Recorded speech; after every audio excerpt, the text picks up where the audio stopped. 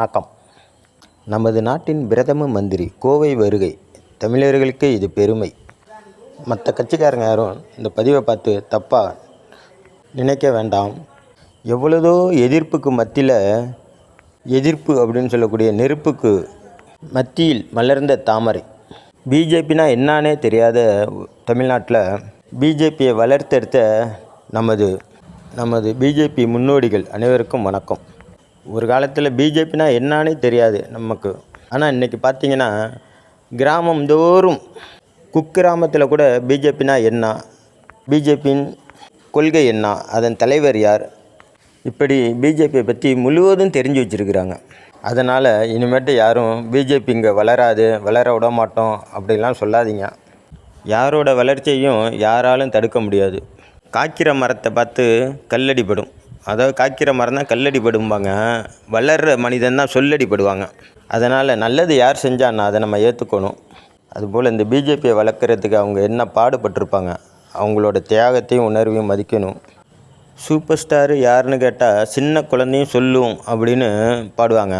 ஆனால் இப்போ அப்படி இல்லை. சூப்பர் ஸ்டார் யாருன்னு கேட்டால் சின்ன குழந்தையும் சொல்லும் அப்படின்னு ரஜினிகாந்த் சார் பாடியிருப்பார் ஒரு படத்தில். அதே போல் இப்போது இந்திய நாட்டின் பிரதமர் யாருன்னு கேட்டால் சின்ன குழந்தைங்க கூட சொல்லுது. பிரதம மந்திரி நடந்துக்கிற விதமும் குழந்தைங்க மேலே அவர் காட்டுற பாசமும் அளப்பரியது.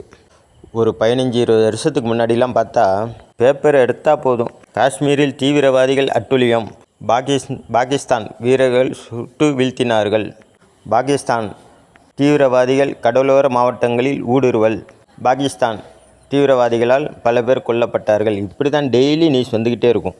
ஆனால் என்றைக்கு நம்ம நாட்டோட பிரதம மந்திரி திரு நரேந்திர மோடிஜி பிரதமராக பதவியேற்றாரோ அன்னையிலேருந்து இந்த தீவிரவாதிகளோட நியூஸே கிடையாது. கொஞ்சம் கொஞ்சமாக குறைஞ்சி வந்துருச்சு. இப்போ சுத்தமாக கிடையாது. அவர் மேலே 1000 குற்றச்சாட்டுகள் 1000 பேர் வச்சாலும் நான் திரு மோடிஜி அவர்களின் தீவிர ரசிகன். தொண்டர்கள் கூட பணத்துக்காக கட்சி மாறிடுவாங்க. ஒரு ரசிகனாக யாராலும் ஒரு தலைவரை விரும்பிட்டால் மாறவே மாட்டாங்க. அதுபோல் நான் பிஜேபியின் தொண்டன், ஆனால் மோடிஜியின் ரசிகன். ஒரு ரசிகனாக மோடிஜியும் பிஜேபியும் ரசிக்கலாம். அந்தளவுக்கு அவங்க கொள்கை கோட்பாடு இப்படியெல்லாம் பார்த்து ஆச்சரியப்பட வேண்டியதாக இருக்குது பிஜேபியை பார்த்து. திரு மோடிஜி அவர்கள் இந்தியாவுக்கு கிடைச்ச பொக்கிஷம். நான் இப்போது இந்தியாவில் நிம்மதியாக வாழ்கிறேன் அப்படின்னா கண்டிப்பாக அது மோடிஜி ஆட்சியில் தான்.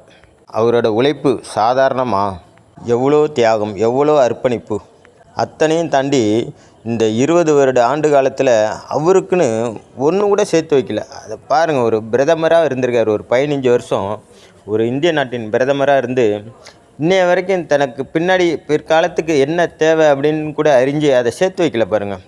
இதெல்லாம் எல்லாருக்கும் நடைமுறை சாத்தியம் ஆகுமானா தெரியலை அது என்னான்னு. இப்படியெல்லாம் ஒரு மனிதனால் வாழ முடியுமா அப்படிங்கிறது கேள்விக்குறி தான். அவரை எனக்கு ரொம்ப ரொம்ப பிடிக்கும். அதே போல் அவரால் தேர்ந்தெடுக்கப்படும் இளம் தலைவர்கள்லாம் பார்த்தா ரொம்ப வல்லுநர்களாக இருக்காங்க. அதுலேயும் நம்ம அண்ணாமலை அவர்களை பற்றி பேசணுன்னா பேசிக்கிட்டே போகலாம், 1-2. அவர் போல் ஒரு அரசியல் இளந்தலைவர்களை பார்க்கணுன்னு ரொம்ப நாள் ஆசை. இப்போ தான் கண்கூடாக பார்த்துக்கிற மாதிரி இருக்குது அதெல்லாம். அதே போல் அண்ணாமலைஜியை பற்றி பேசணுன்னா கொஞ்சமாக நஞ்சமாக அண்ணாமலைஜியை பார்த்து முதலாக அவரை பார்த்துட்டு தான் நம்மளும் ஏதாச்சும் ஒரு கட்சியில் இணையணும் அப்படிங்கிற ஒரு ஆவலே ஏற்பட்டுச்சு. அவரை மாதிரி இளந்தலைமுறையினர்லாம் எந்த கட்சியாக இருந்தாலும் சரி அவரை மாதிரியே நேர்மையோடையும் துணிவோடையும் செயல்படுற மாதிரி வீரர்களாக இருக்கணும். நமது மோடிஜி கோவை வருகையை பார்த்து நாடே பிரமித்து போய்விட்டது. அதுக்கு முன்னெல்லாம் அமெரிக்கா மாதிரி ரஷ்யா மாதிரி இந்த மாதிரி வல்லரசு நாடாக நம்ம நாடு ஆகாதா அப்படின்ற ஏக்கம் இருந்துச்சு. ஆனால் மோடிஜி பிரதமர் ஆன பிறகு இப்போது அமெரிக்கா, ரஷ்யா, மற்ற நாடுகள்லாம் இந்தியா மாதிரி நம்ம நாடு ஆகாதா அப்படின்னு ஏங்குறாங்க. இந்த மாதிரி ஒரு பிரதமர் இருக்கும் நாட்டில் நானும் இருக்கிறேன் அப்படிங்கிறது, என்னுடைய நாட்டில் நானும் இருக்கிறேன் அப்படிங்கிறது எனக்கு ரொம்ப பெருமையாக இருக்குது. வாழ்க மோடிஜி, வளர்க பிஜேபி. அதே போல் நம்ம அண்ணாமலை ஜியை பார்த்தா, அதாவது யூடியூப்லேயோ எங்கேயோ ஒரு நிகழ்ச்சியில் பார்த்தா என்ன நினப்புக்கு வருதுன்னா, ரஜினிகாந்த் சார் ஒரு டைலாக் ஒன்று பேசுவார் ஒரு படத்தில், என் கொடி பறக்க வேண்டிய இடத்துல வேறு யார் கொடி பறக்கும் அப்படின்னு. அது உண்மையிலேயே அண்ணாமலைஜியை பார்த்தா அந்த டைலாக் தான் நினப்புக்கு வருது. நேர்மையானவர்கள் என்றைக்கும் வீழ்வதில்லை. வாழ்க பாரதம். வளர்க வையகம்.